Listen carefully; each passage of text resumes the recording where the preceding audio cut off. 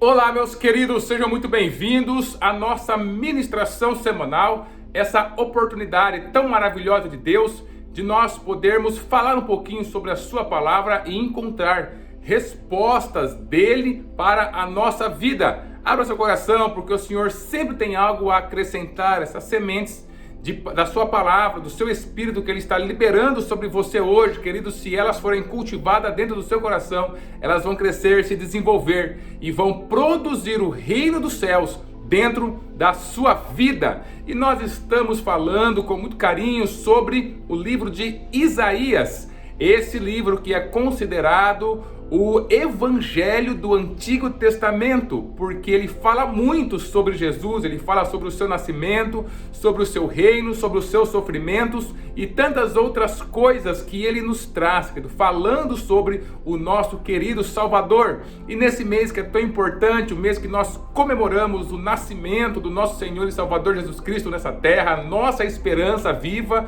então é muito importante nós entendermos um pouquinho quais são essas promessas e o que esse livro tão importante traz para as nossas vidas. E nós falamos um pouquinho, queridos, nas edições anteriores, dentro desse mês, sobre Isaías, sobre o melhor de Deus para nós. Deus tem o melhor de Deus para nós. Nós falamos também o que acontece enquanto você clama na semana passada, queridos. E se você perdeu algum desses vídeos, alguma dessas ministrações, você pode acessar o nosso canal do YouTube, Pastor Wagner Flauzini, você vai ter lá essas e outras ministrações que vão engrandecer a sua vida, que vão ajudar a completar a obra que o Senhor está fazendo em você. E hoje, querido, eu quero dar continuidade a esse estudo tão maravilhoso e tão especial, olhando para o momento da vida de Isaías, querido, onde ele foi confrontado com a realidade dos seus dias e as decisões e a forma de pensar, a forma de ser daquelas pessoas que não tinham Deus, que tinham abandonado a Deus e estavam vivendo os seus próprios caminhos. Ele recebe uma palavra que mostra o caráter, como esse homem era um homem de valor. Ele não tinha todo o respaldo cristão, por exemplo, que nós temos hoje. Ele não tinha todo esse respaldo, muito pelo contrário. Naquele tempo, sim, nós poderíamos pensar que era ele contra o mundo, porque muitas eram as lutas. O Senhor Jesus ainda não tinha vindo. A manifestação de Deus era uma manifestação diferente que acontecia naqueles dias. Mas esse homem de valor, esse homem de caráter, ele nos mostra, querido, nos dá também um caminho muito poderoso para que a gente possa viver o reino dos céus aqui nessa terra. Ninguém precisa esperar morrer para ir para o céu, para o reino dos céus. O reino dos céus está dentro de nós, querido. Nós precisamos viver ele, nós podemos viver ele a cada dia, em tudo aquilo que nós fazemos, em todas as áreas da nossa vida. Nós podemos ir adequando a nossa forma de viver, e ele nos ensina isso. Isaías também nos ensina e nos reforça isso. Por isso o tema de hoje, que esse medo não é para você, querido. As coisas desse mundo não são para nós.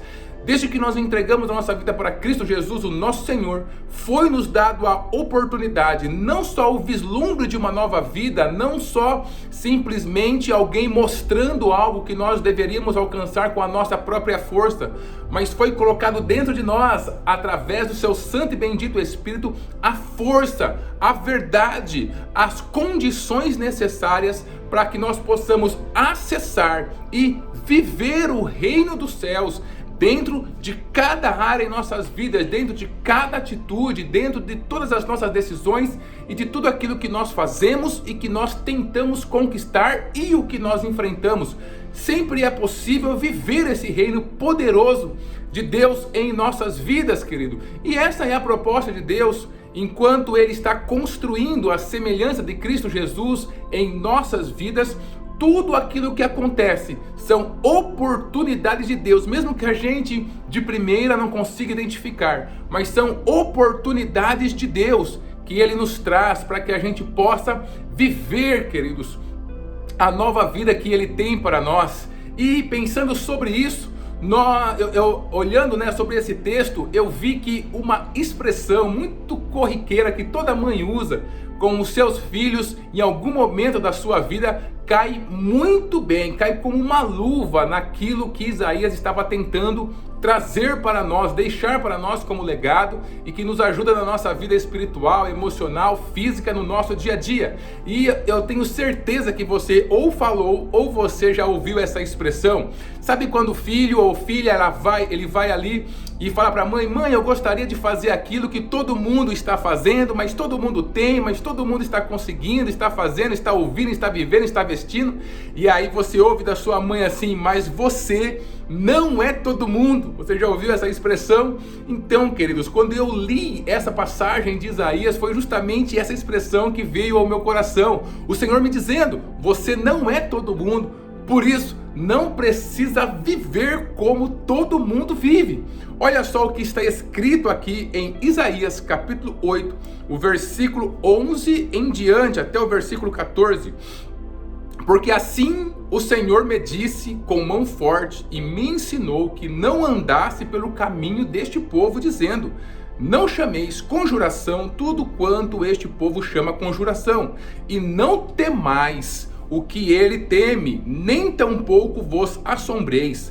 Ao Senhor dos exércitos, a ele santificai, e seja ele o vosso temor, e seja ele o vosso assombro.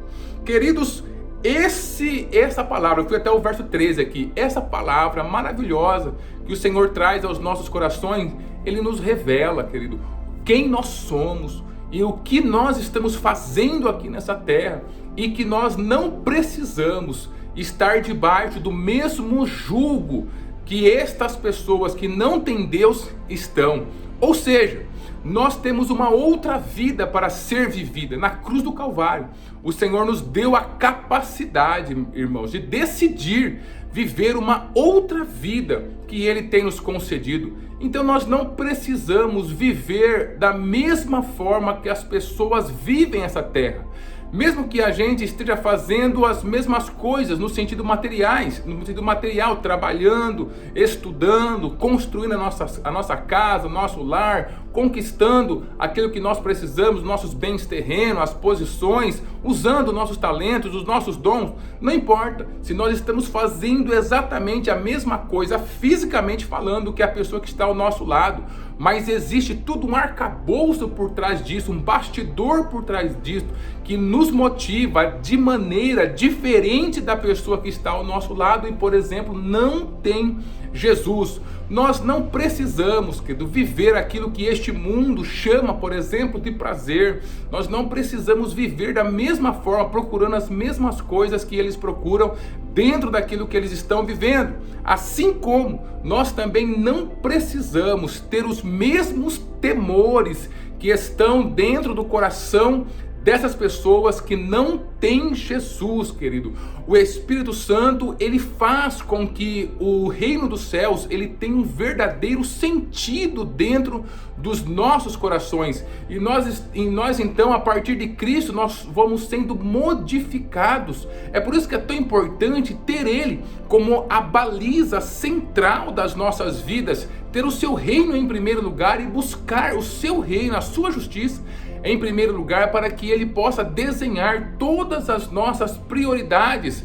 O que estava acontecendo aqui nesse momento com Isaías? Isaías, querido, estava dentro daquele momento falando sobre o governo, o reino de Israel, que existia o reino de Israel, existia também o reino de Judá, dois reinos distintos, e esses dois reinos haviam se separado de Deus, estavam caminhando pelo mesmo caminho dos outros povos, indo atrás de outros deuses e pecando deliberadamente contra o Senhor. Por causa disso, a Assíria, um outro reino, é mandado sobre eles, vai se desenvolvendo como império naquele momento, e eles começam então a conquistar todas as cidades. E aí vem esse castigo do Senhor falando que eles cairiam diante desse reino.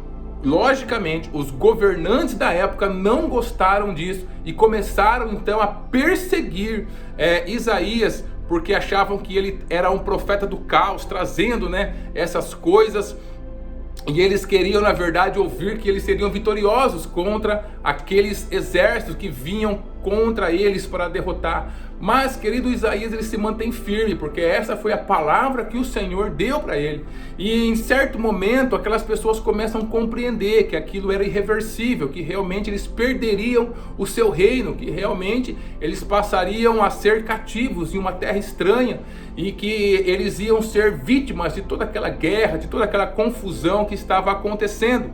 A hora que eles tomam conta disso, ciência disso, o coração daquelas pessoas começam a se encher de temor, começam a se encher de desespero em face àquela ameaça que estava vindo contra a vida deles. Eles começam a procurar Isaías de todo jeito para que desse cabo da vida dele. Ele foi muito perseguido naquele tempo. E aí ficavam falando que ele estava tentando fazer algum tipo de revolução para que ele pudesse, junto com outros, tomar o trono e tomar o governo. E realmente fizeram todo tipo de fake news contra a vida dele, que eles naquele tempo, era um tempo de guerra, um tempo de angústia, um tempo de desespero. E ele estava lá falando que o juízo de Deus viria sobre aquele povo porque eles tinham abandonado o Senhor. E ninguém naquele momento gostaria de ouvir aquilo. E aí, quando o medo ele começa a tomar conta de todas as pessoas dentro daquele país, tanto de Israel, no reino de Israel, quanto de Judá, então Isaías ele lança essa palavra aqui às pessoas que continuavam sendo fiéis a Deus, mesmo dentro daqueles momentos, mesmo passando também por aquelas dificuldades. Ou seja, as dificuldades foram legítimas. Realmente o reino de Israel caiu diante da Síria, o reino de Judá ainda ficou um pouquinho, mas depois acabou caindo também diante da Babilônia. Mas o que acontece, queridos, é que ele estava falando para as pessoas que continuavam crendo em Deus e estavam vendo esse momento do cativeiro se aproximando, que eles não precisavam temer como as pessoas que não conhecem a Deus estavam temendo. Eles não precisavam entrar em desespero, eles não precisavam chamar de revolução aquilo que ele estava tentando fazer, nem nada, porque o Senhor sempre estava com ele. A quem eles deveriam realmente temer e santificar na vida deles era o Senhor, porque dentro daquele momento de angústia pelo qual ele passou, querido, pelo qual aquele povo passou, o Senhor passaria com eles. E é essa forma, querido, que ele deixa para nós vivermos, entendermos e vivermos a nossa vida. Muitas vezes nós também não escaparemos dos momentos adversos pelos quais o nosso povo está passando, pelo qual a família está passando, pelo qual a humanidade passa. Afinal, o Senhor Jesus falou que no mundo nós teremos aflições, mas aquilo que causa medo a este povo que está sem Deus, nós temos que refletir se está causando o mesmo medo dentro do nosso coração, porque uma coisa não tem sinergia com a outra. Se eu estou com Deus, se eu tenho certeza do controle dele sobre a minha vida, eu não preciso temer diante da situação que faz com que este povo fique com medo, fique desesperado. Eu não preciso ter medo, porque tem alguém maior, mais poderoso de que qualquer situação, controlando a minha vida. Minha vida está sendo vivida dentro do seu propósito, e é a essa confiança que nós devemos nos apegar. Era isso que ele estava falando aqui. Confia no Senhor, santifica o Senhor na sua vida, tema ao Senhor, e não essas coisas que estão acontecendo. Deixa que as coisas que acontecem de mal nesse mundo tenham um impacto negativo, tragam medo, destruam, faça as pessoas desistirem, perder a esperança, se esconder, as pessoas de fora que não conhecem Deus, porque nós estamos com os nossos olhos voltados para Cristo Jesus. Ele é o nosso porto seguro, Ele é o nosso refúgio, Ele é a nossa fortaleza, queridos. Então essa mensagem é uma mensagem de confronto. Olha para dentro do seu coração. Será que você está ficando com medo, passando pelo mesmo sentimento de medo, de desesperança, diante de situações que desesperam as pessoas que não têm Deus? É claro que nós não somos máquinas, e quando nós olhamos para uma situação adversa, nós ficamos realmente com medo, nós ficamos tristes, nós ficamos angustiados. Mas tudo isso, querido, é o primeiro impacto sobre as nossas vidas.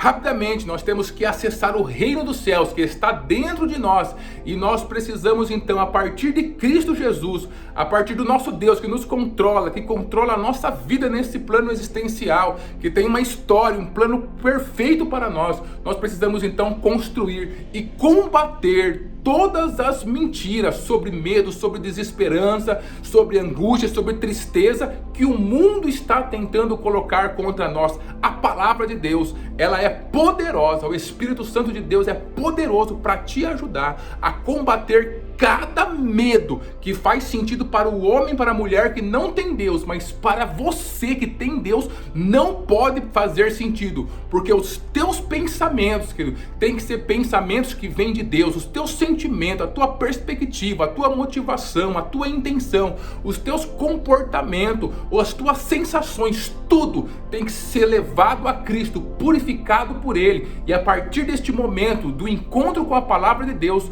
a verdade da palavra de Deus tem que prevalecer diante daquilo que a situação está falando e o medo está tentando tomar conta do nosso coração. Renuncie esse medo. Deus é maior na sua vida. Isaías estava falando isso. Dentro daquele momento tão difícil pelo qual ele estava passando, lembre-se, eles estavam indo para um cativeiro, mas ainda assim ele fala assim: olha, não tema o que esse povo tema, porque Deus está com você. E eu queria deixar essa palavra profética para você, queridos. Não tema, não tenha medo do que as pessoas sem Deus têm, porque Deus é o teu refúgio, Deus está com você, Deus vai fazer os seus milagres e você vai ter uma experiência poderosa com Ele. Deus abençoe a sua vida e abençoe a sua família.